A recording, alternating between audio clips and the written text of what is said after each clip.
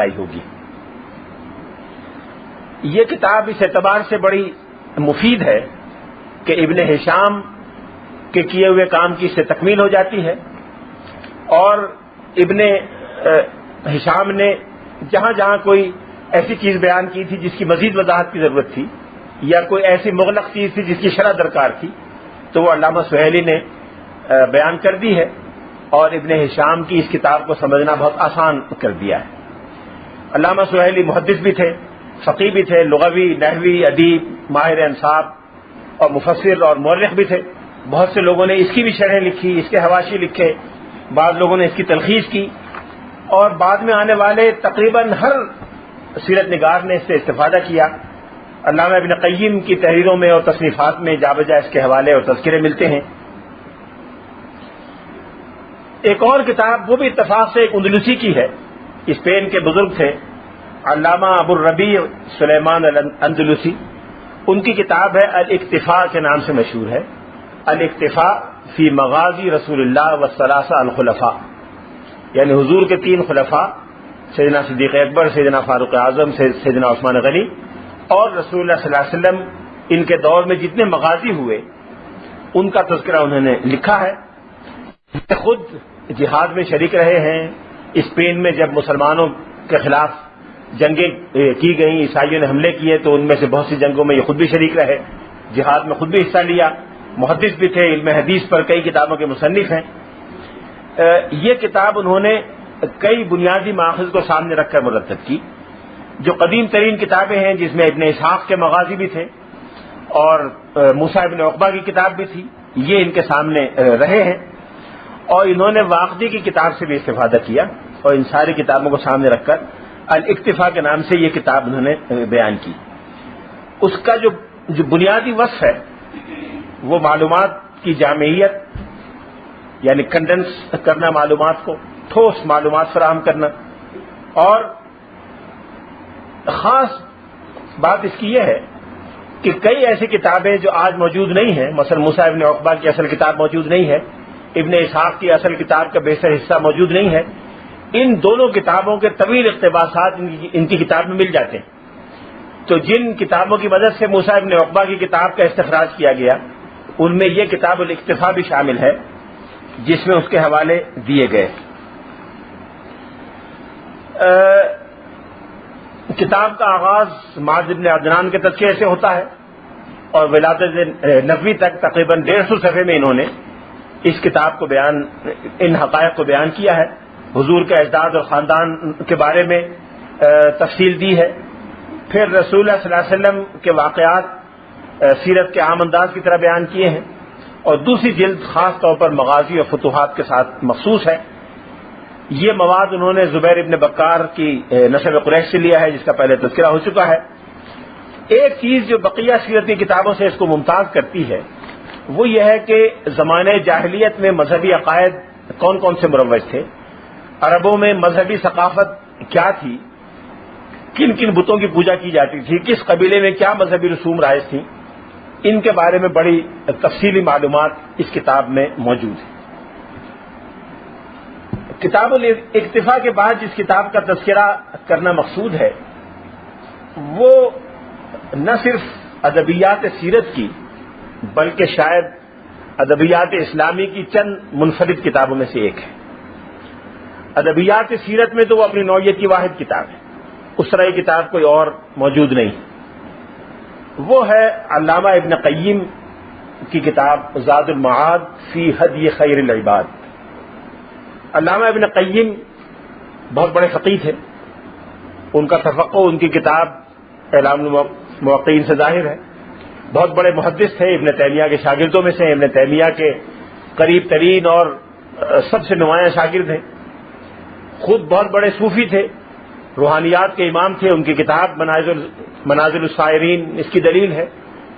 پھر ان کا مطالعہ قرآن پاک کا اتنا غیر معمولی تھا کہ قرآن پاک کے بعض ایسے پہلوؤں پر ان کی کتابیں ہیں جن پر ان سے پہلے کسی نے نہیں لکھا، قرآن پاک کے بدائع پر، قرآن پاک کی اقسام پر، قرآن پاک کی امثال پر، یہ کام انہوں نے کیا۔ ابن قیم کی جو یہ کتاب ہے زاد المعاد، اس میں انہوں نے سیرت کے تمام واقعات کو جمع کر کے اور یہ بتایا ہے کہ زندگی کے مختلف گوشوں میں عام آدمی کے لیے، مسلمان کے لیے اس میں کیا ہدایت ہے۔ آپ کہہ سکتے ہیں سیرت ان ایکشن، سیرت ان پریکٹس، اور حقیقت کے اعتبار سے فقہ اور سیرت کو اس طرح سے ملا دیا ہے کہ فقہ اور سیرت کو الگ الگ کرنا تقریباً اس کتاب کی حد تک تو ناممکن ہے۔ سیرت کے ہر واقعات کو فقہی حکم سے جوڑا ہے، اور ہر وہ فقہی حکم جو بیان کیا ہے اس کو سیرت سے وابستہ کیا ہے۔ اس طرح فقہیات سیرت کی سب سے بڑی اور سب سے اونچی کتاب ہے۔ فقہیات سیرت پر اس سے بہتر کتاب اسلامی ادب میں موجود نہیں۔ پھر فقہ کی تو ایک عام اصطلاح ہے جو فقہی احکام کے لیے، قانونی احکام کے لیے بولی جاتی ہے۔ اس کے علاوہ ایک اور اصطلاح فقہ کی جو کبھی کبھی استعمال ہوتی ہے امام غزالی کے سیاق و سباق میں، دوسرے بزرگوں کے سیاق و سباق میں، وہ فقہ نفس کی اصطلاح ہے۔ فقہ النفس یعنی انسانی نفسیات کا ادراک، انسان کے رجحانات کا اندازہ، انسان کے مزاج اور طبیعت کی تحقیق اور مطالعہ۔ ابن قیم کی یہ کتاب اس اعتبار سے بھی بڑی نمایاں ہے کہ فقہ نفس کے موضوع پر انہوں نے بعض ایسے حقائق سیرت کے حوالے سے بیان کیے ہیں جو ابن قیم سے پہلے کسی نے بیان نہیں کیے تھے۔ روحانیات اور تصوف کے میدان میں بعض ایسے مسائل زیر بحث آتے ہیں جو ایک عام انسان کی زندگی کے لیے بڑے اہم سمجھے جاتے ہیں، لیکن اس پہ علمی اعتبار سے کوئی تحقیقی کام نہیں اکثر و بیشتر ہوتا۔ مثال کے طور پر قرآن پاک نے توکل کا حکم دیا ہے، مسلمانوں کو ہدایت کی کہ وہ توکل سے کام لیں۔ توکل کیا ہے؟ توکل کی حقیقت کیا ہے؟ توکل کس کو کہتے ہیں؟ توکل کہاں کرنا چاہیے، کہاں نہیں کرنا چاہیے؟ کیا مکمل طور پہ ترک اسباب کا نام توکل ہے؟ اگر ترک اسباب کا نام توکل ہے تو رسول اللہ صلی اللہ علیہ وسلم تو اسباب اختیار فرمائے، صحابہ کرام تو اسباب اختیار فرمائے، حالانکہ وہ توکل کی بہت اونچی معراج پر تھے، ان سے اونچا توکل تصور میں نہیں آ سکتا۔ اس لیے ابن قیم نے جا بجا توکل، صبر، شکر جو خالص روحانی اور اخلاقی اقدار اور اصول ہیں ان پر سیرت نبوی کی روشنی میں بہت تفصیل سے روشنی ڈالی ہے، اور اس طرح سے یہ روحانیات سیرت پر بھی ایک انتہائی وقیع کتاب بن گئی۔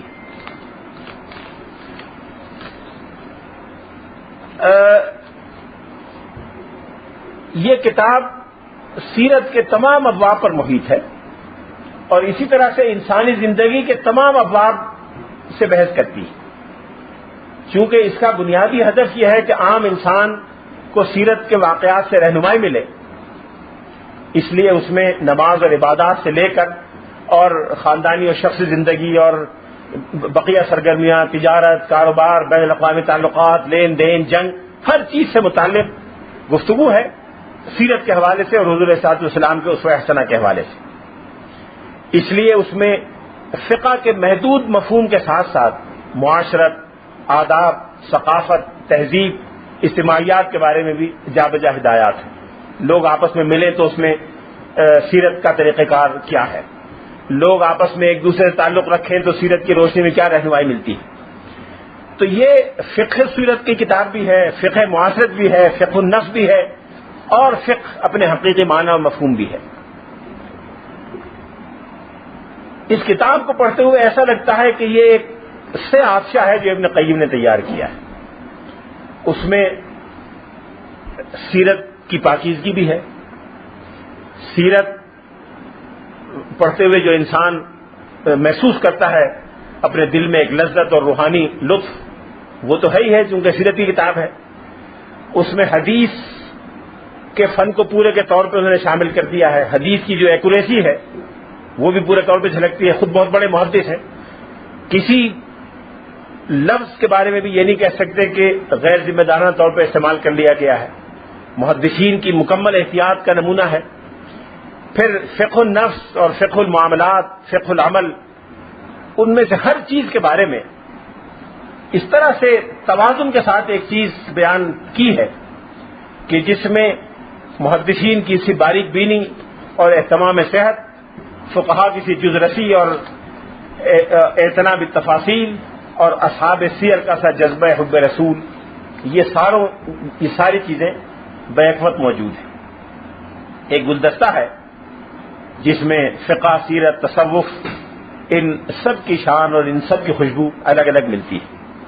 سیرت رسول اس کی بنیاد ہے، احادیث قولی اور فعلی سے اس کے اس کا تنا اور شاخیں نکلتی ہیں، فقہ اس کا ثمرہ ہے، تصوف اس کی خوشبو اور اس کے پھول ہیں۔ اس طرح سے ایک ایسا گلدستہ ہے جو سیرت کی کسی اور کتاب میں ہمیں نظر نہیں آتا۔ ابن قیم کو فقیہ کے طور پہ تو بہت سے لوگ جانتے ہیں کہ فقیہ تھے اور بہت متعمق اور متمکن فقیہ تھے، لیکن روحانیات کا اندازہ ان کی کم لوگوں کو ہے۔ مدارج السالکین ان کی کتاب ہے جو تصوف کے اعلیٰ ترین ادب میں شامل ہے۔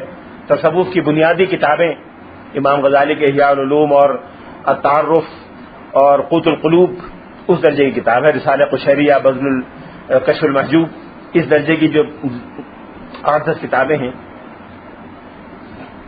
ان میں اس کتاب کا شمار ہونا چاہیے۔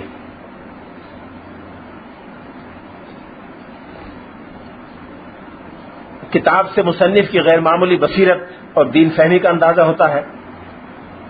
دین کی مزاج شناسی اور حدیث و فقہ اور تصوف و روحانیات میں درک کتاب کے صفحے صفحے سے نمایاں ہے۔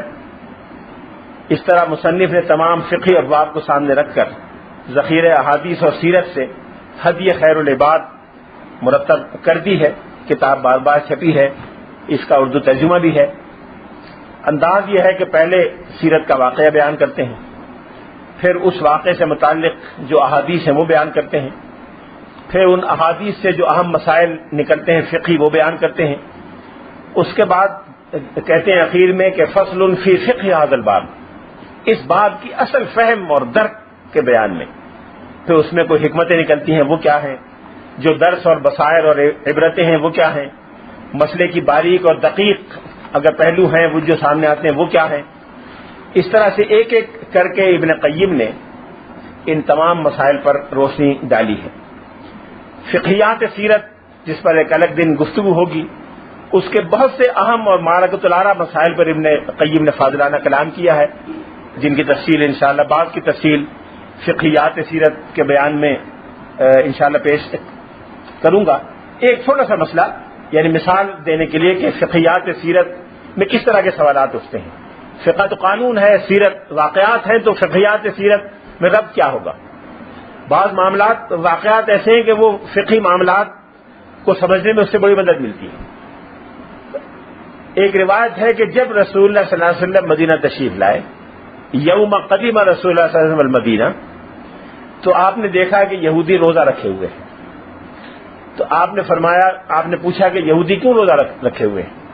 تو یہودیوں نے کہا کہ آج کے دن اللہ تعالیٰ نے موسیٰ علیہ السلام کو فرعون کے ظلم اور اس کے سختی سے نجات دلائی تھی، اس کے شکرانے میں ہم روزہ رکھتے ہیں۔ تو آپ نے فرمایا موسیٰ کی یاد میں روزہ رکھنے کے تو ہم زیادہ حقدار ہیں۔ تو آپ نے صحابہ کو حکم دیا کہ روزہ رکھا کرو۔ یہ ایک روایت آئی ہے۔ اور عاشورہ کا روزہ مسلمان رکھتے چلے آئے ہیں، پہلے فرض تھا، بعد میں جب رمضان کے روزے آئے تو فرضیت ختم ہو گئی، مستحب یا سنت ہو گیا۔ اس حد تک تو حدیث میں آیا ہے، لیکن شروع سے ایک سوال یہ زیر بحث رہا ہے کہ یہ جو یوم عاشورہ کا روزہ ہے اس سے مراد کیا ہے؟ مسلمانوں میں عام رواج جو عام رائے ہے وہ یہ ہے کہ 10 محرم کو عاشورہ ہے اور 10 محرم کا روزہ رکھنا چاہیے۔